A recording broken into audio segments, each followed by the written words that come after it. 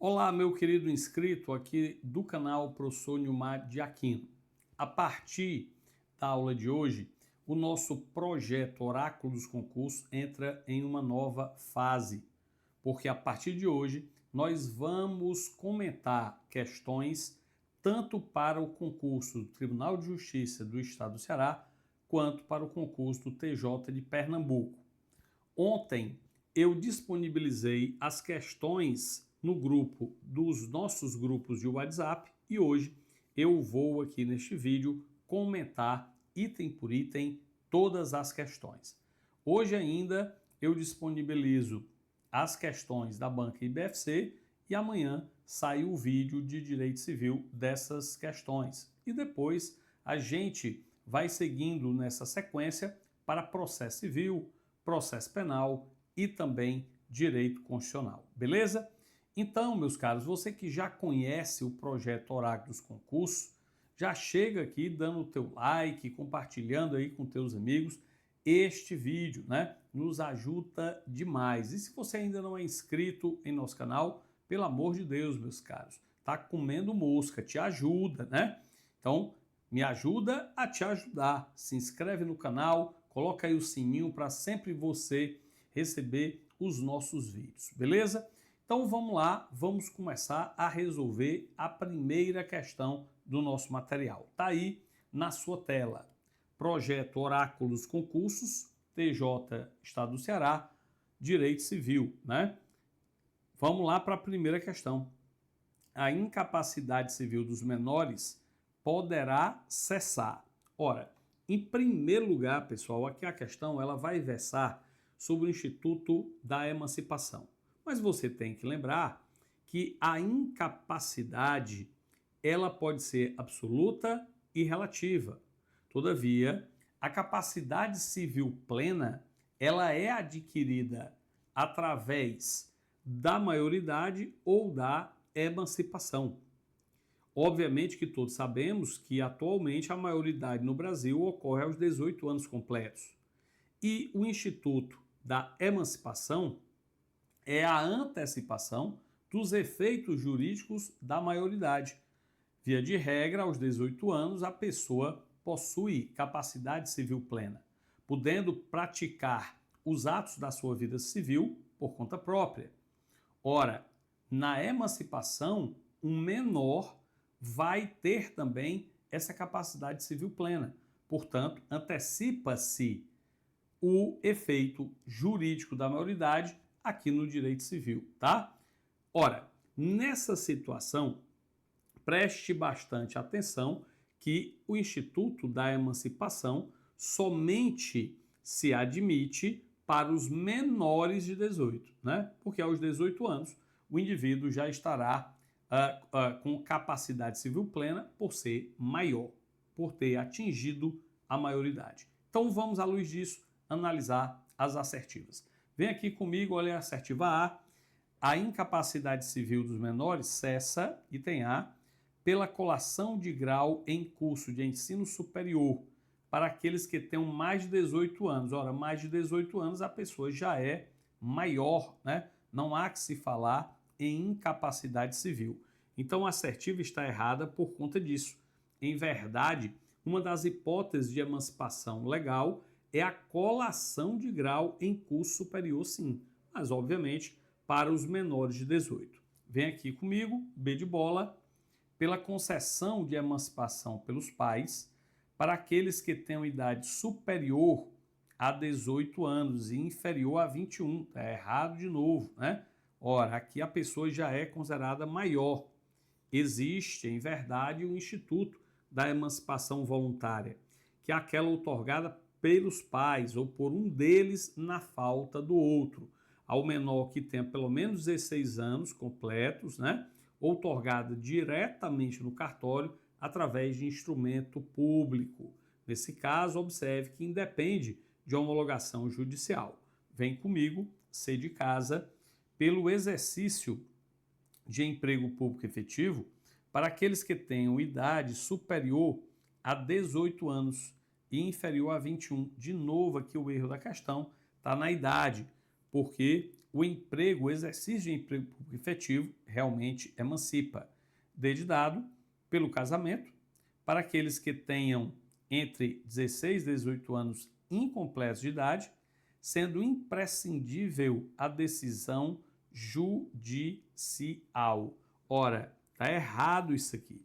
Veja, realmente, pessoal, o casamento emancipa o relativamente incapaz. Todavia, ele tem que ter 16 anos. Por quê? Porque nós sabemos que a idade núbil no Brasil é de 16 anos para homens e para mulheres. Portanto, a idade mínima para o casamento é a partir dos 16 anos, tá?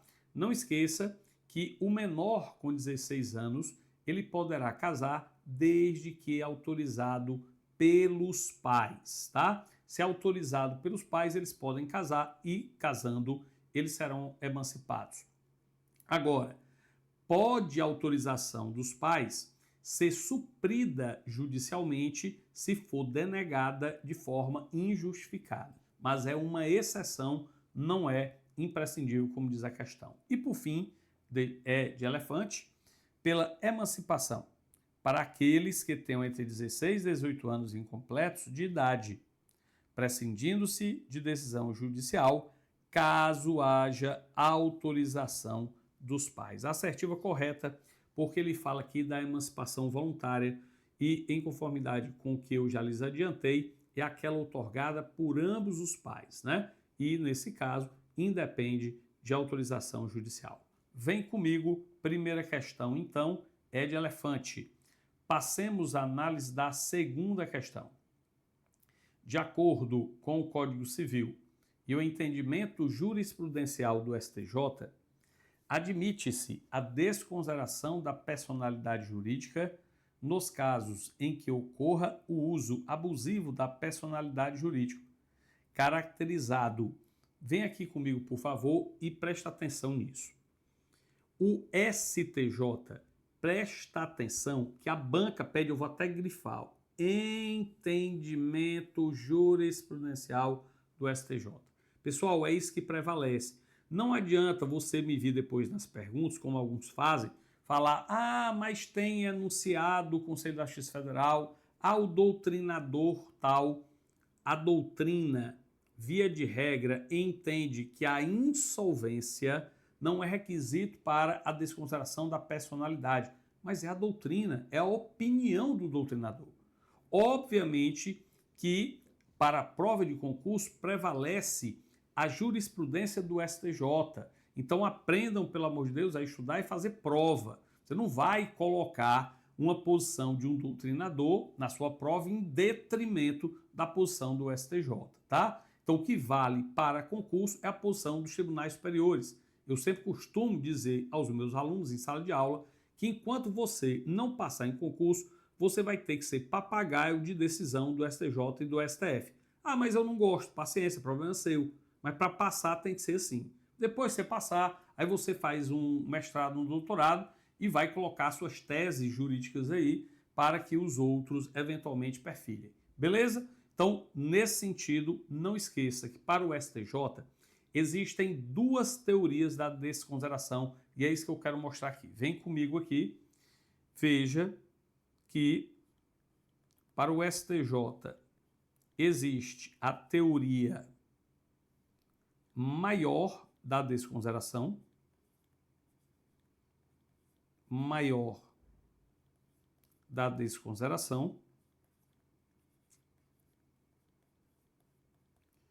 e existe a teoria menor da desconsideração.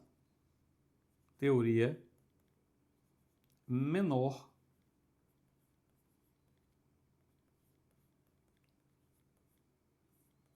da desconsideração. Para o STJ ainda, essa teoria maior da desconsideração deve ser observada aqui no direito civil, porque para o STJ é ela que prevalece para o Código Civil de 2002, sendo que para o CDC e o direito ambiental, prevalece a teoria menor da desconsideração. Não esqueçam ainda que a teoria é maior porque exige um maior número de requisitos para que o juiz a decrete, tá? Para a teoria maior da desconsideração, faz-se necessário, deixa eu colocar aqui, que o interessado demonstre a insolvência da pessoa jurídica. A pessoa jurídica não tem mais condições patrimoniais de responder por suas obrigações e também o abuso da personalidade. Você tem que demonstrar que o sócio ou os administradores da PJ abusaram de sua personalidade. O abuso da personalidade, por sua vez, meus caros, pode ser caracterizado tanto pelo desvio de finalidade quanto pela confusão patrimonial. Não esqueçam, desvio de finalidade e confusão patrimonial. O desvio de finalidade é quando o sócio ou administrador desvirtua as finalidades da pessoa jurídica para cometer atos ilícitos ou prejudicar terceiras pessoas, tá? Isso aqui é desvio de finalidade. E na confusão patrimonial, obviamente, a lei exige nítida separação contábil entre o patrimônio do sócio e o patrimônio da pessoa jurídica, e se houver mistura entre esses patrimônios, haverá confusão patrimonial, tá? O sócio jamais pode pagar, por exemplo, uma conta particular em nome da pessoa jurídica ou vice-versa. Então, presta atenção, porque se você tem dúvida sobre esse tema, aqui no canal eu já publiquei um vídeo sobre teoria da desconsideração completo, onde você não vai encontrar em lugar nenhum, eu garanto.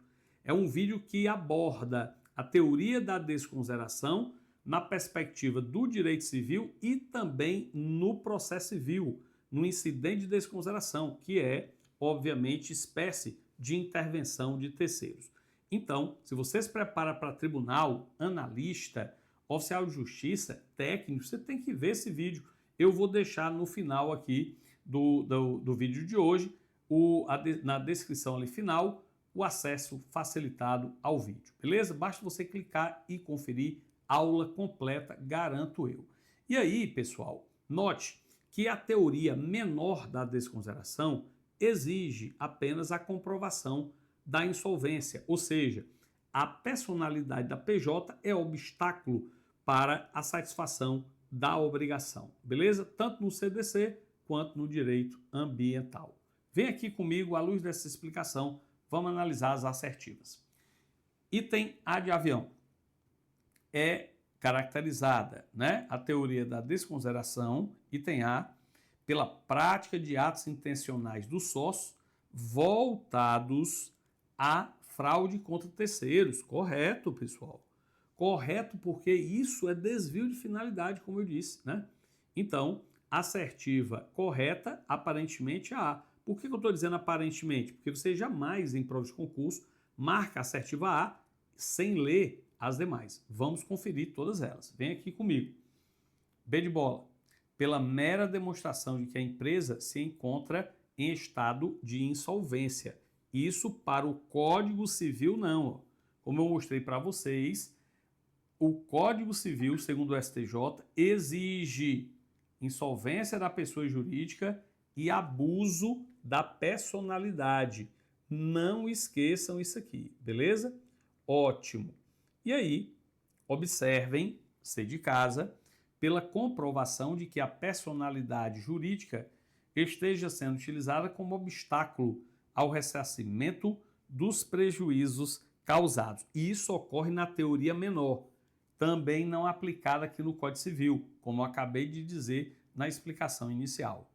D de dado, pela simples inexistência de bens penhoráveis da empresa, não esqueça, teoria maior exige insolvência da pessoa jurídica, bem como o abuso, a comprovação do abuso de sua personalidade. E, por fim, item E, pela demonstração do encerramento irregular das atividades da empresa sem a devida baixa o seu encerramento na junta comercial. Errado, isso, conforme eu já lhes expliquei, não é requisito para a desconsideração da personalidade da PJ, segundo o STJ. Cuidado que se você assiste o nosso vídeo, a nossa aula completa sobre teoria da desconsideração, você resolve com facilidade esse tipo de questão. Vamos lá, vamos para a próxima questão, está aqui a terceira questão, mas se você chegou até aqui, você está gostando do conteúdo, tenho certeza, então nos ajude aqui a sempre contribuir mais com vocês, deixando o like, compartilhando com os teus amigos que também se preparam para concurso, convidando-os a se inscrever em nosso canal e, por que não, né? Se você sempre está aqui gostando do nosso conteúdo, deixa o teu hypar, nos ajuda demais, meus caros. Beleza? Vem aqui comigo, vamos para a terceira questão, vamos junto. Na terceira questão nós temos o seguinte: consoante o posicionamento do STJ, a anulabilidade do negócio jurídico, e tem A, aproveita unicamente aqueles que a alegarem, não podendo, em nenhuma hipótese, ser estendida a terceiros. Errado, pessoal, errado, tá? Cuidado, porque, obviamente, que o negócio jurídico anulável, ele o será desde o momento da declaração judicial, não produzindo mais efeitos jurídicos, com efeito ex nunc, a partir da decisão do juiz em diante, né? Obviamente, em relação a todas as pessoas envolvidas. Óbvio que os direitos, os efeitos jurídicos pretéritos serão conservados. Beleza? Então vem aqui comigo, B de bola, pode ser invocada como matéria de defesa, não dependendo do ajuizamento de ação desconstitutiva específica. Corretíssimo.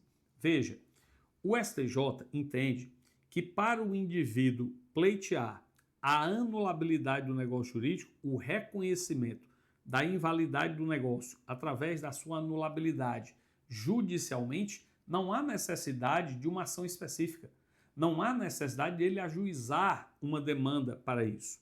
Ele pode alegar a anulabilidade como exceção, ou seja, matéria de defesa processual, tá? Então imagine que uma parte firmou um negócio jurídico, a outra parte está entrando com uma ação para lhe cobrar o que entender de direito e ela, em sua defesa, poderá alegar a anulabilidade do negócio. Ela diz, olha, eu não cumpri o negócio jurídico, não foi porque eu não quisesse, mas é porque o negócio é anulável e está aqui a anulabilidade. Então ela pode se defender alegando a anulabilidade, essa visão do STJ. Vem comigo, C de casa, deve necessariamente ser alegada em procedimento próprio, já está errado, né? Pode ser alegado em matéria de defesa. D de dado, pode ser alegada pelos sujeitos da relação jurídica ou por terceiros que lhes sejam estranhos. Errado, pessoal. Presta atenção aqui, que em relação à anulabilidade, quem vai poder, obviamente, alegar anulabilidade são as partes envolvidas no negócio jurídico, beleza? Vem aqui comigo, por favor. Último caso, pode ser pronunciado de ofício pelo magistrado, também está errado. Então, quem pode ser declarado de ofício é a nulidade. A anulabilidade não pode. A anulabilidade somente pelas partes envolvidas no negócio. O juiz só pode reconhecer a requerimento das partes envolvidas no negócio. Beleza? Então tá aí, terceira questão, B de bola. Vamos para mais uma questão, questão de número 4. Tema também muito importante, prescrição.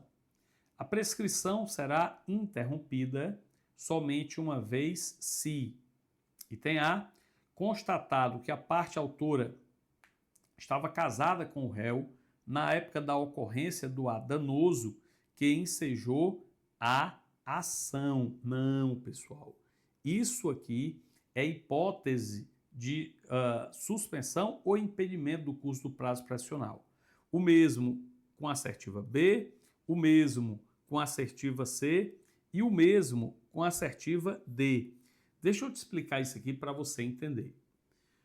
Nos meus cursos teóricos, eu abordo as 10 hipóteses que impedem ou suspendem o curso do prazo pressional. Aliás, se você tem dificuldade nas matérias do teu concurso, Direito Civil, Processo Civil e Processo Penal, os nossos cursos são completos em relação a todos esses assuntos. Você estudando pelos nossos cursos, não tem perigo de você não dominar umas questões como essa, até porque você recebe como bônus até a publicação do edital do Tribunal de Justiça, você recebe curso de exercícios e simulados comentados, tá? Comigo. Os cursos de exercício, tanto os gravados quanto os ao vivo, os alunos dos cursos já têm direito garantido. Repito, até a publicação do edital, os links eu vou deixar na descrição. Então, se você tem dificuldade, meu amigo, adquira um dos nossos cursos para sanar todas essas dificuldades. E aí eu explico as 10 hipóteses, subdividindo em 3 grupos. Então, existe o grupo das hipóteses que tutelam a tranquilidade familiar, e aí, obviamente que não corre prescrição entre os cônjuges na constância do casamento.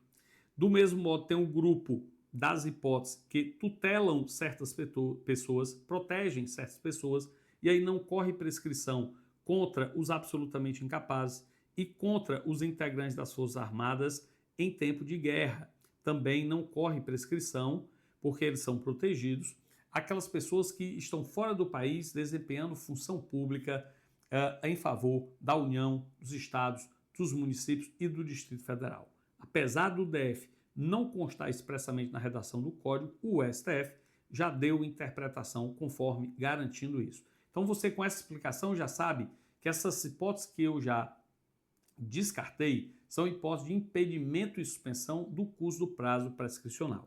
Agora, presta atenção porque a interrupção é diferente. Observe que em relação às hipóteses impeditivas, quando o curso do prazo pressional não começou a correr e surge essa hipótese, a hipótese impede que o prazo tenha curso. Agora, se o curso do prazo pressional já está correndo e surge a hipótese, ele suspende, paralisa o prazo naquele momento e quando ela desaparecer, o prazo continuará deste ponto. Com as hipóteses interruptivas, não é assim. No momento que surge a hipótese interruptiva ao longo do curso do prazo pressional, o prazo volta à estaca zero imediatamente e começa a correr toda outra vez. É tão prejudicial isso nesse caso, né, ao devedor, porque o prejudica demais, ele já estava esperando ali o término do curso do prazo pressional, surge a hipótese interruptiva, o prazo volta integralmente a correr novamente. Portanto, como é extremamente prejudicial ao devedor, só pode ocorrer uma única vez. Beleza? E aí, professor, como é que eu vou saber que uma hipótese é interruptiva? Presta atenção. O direito civil pune com a prescrição o credor inerte, o credor desidioso. Ele já tem pretensão a ser exercida e por desídia não faz. Portanto, sempre que você vir um credor querer cobrar o seu crédito por qualquer meio judicial ou extrajudicial, interrompida estará a prescrição. Agora, só existe uma única exceção, uma única hipótese em que a interrupção da prescrição ocorre por ato do devedor. É quando o devedor, por qualquer meio, judicial ou extrajudicial, ele assume a obrigação, ele admite que deve por qualquer meio judicial ou extrajudicial. Presta atenção nisso, porque se ele, devedor, chegar em audiência e disser, excelência, pela ordem, devo, não nego, mas pago quando eu puder, interrompido estará a prescrição. Exatamente devido a essa exceção.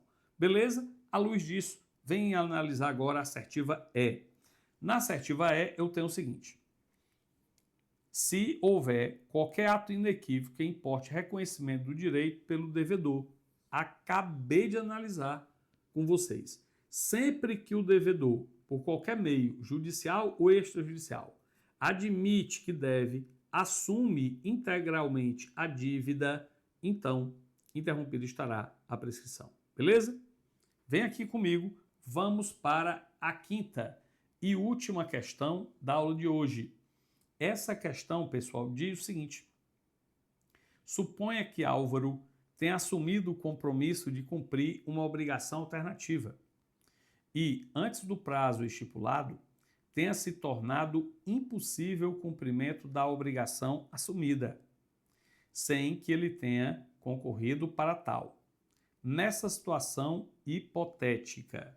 Aqui, pessoal, nós temos um típico exemplo de questão de modalidade das obrigações que o examinador sempre utiliza quando ele quer dificultar a vida do candidato. Eu estou falando das obrigações alternativas, tá?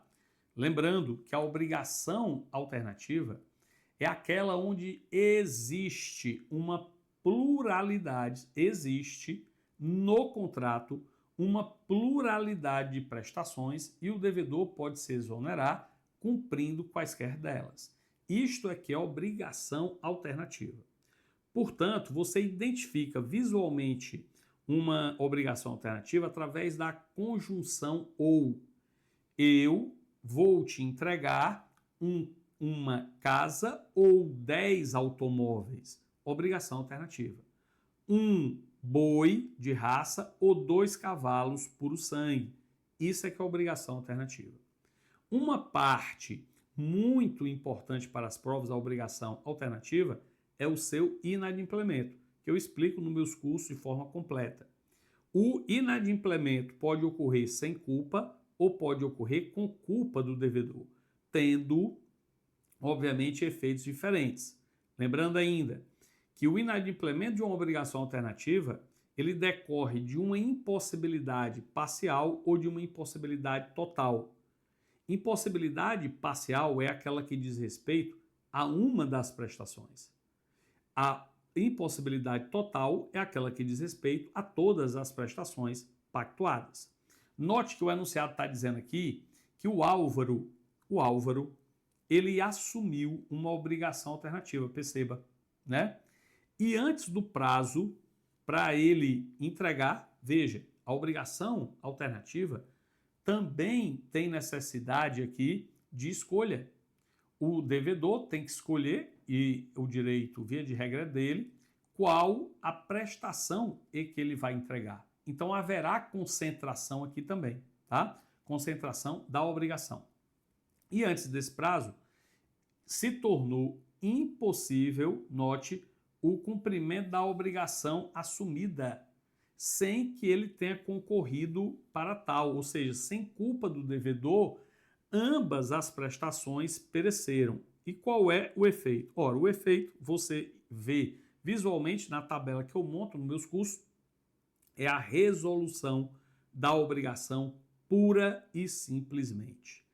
Haverá a resolução da obrigação, a extinção da obrigação, sem nenhuma responsabilidade do devedor, porque ele só responde por perdas e danos em caso de culpa. Então vem aqui comigo, vamos analisar as assertivas. Item A. Extinguir-se-á a obrigação sem qualquer responsabilização civil por parte de Álvaro. É exatamente essa aqui. Mas em conformidade com o que eu já disse, vamos analisar as demais. B de bola. O beneficiário da obrigação poderá exigir indenização equivalente ao valor da obrigação de maior valor, mas não poderá exigir dano moral. Está errado, isso aqui só ocorre no inadimplemento com culpa, tá? C de casa, o beneficiário da obrigação poderá exigir indenização equivalente ao valor da obrigação que lhe aprouver, mas dano moral também não. Aqui só com culpa. O beneficiário da obrigação poderá exigir que terceiro cumpra de outro modo qualquer das obrigações assumidas às expensas de Álvaro, piorou, terceiro, não. E é devida indenização ao beneficiário da obrigação, além de eventual dano moral, e só vai ocorrer, pessoal, responsabilização em perdas e danos no caso do inadimplemento culposo. Então, nossa resposta aqui, A de avião.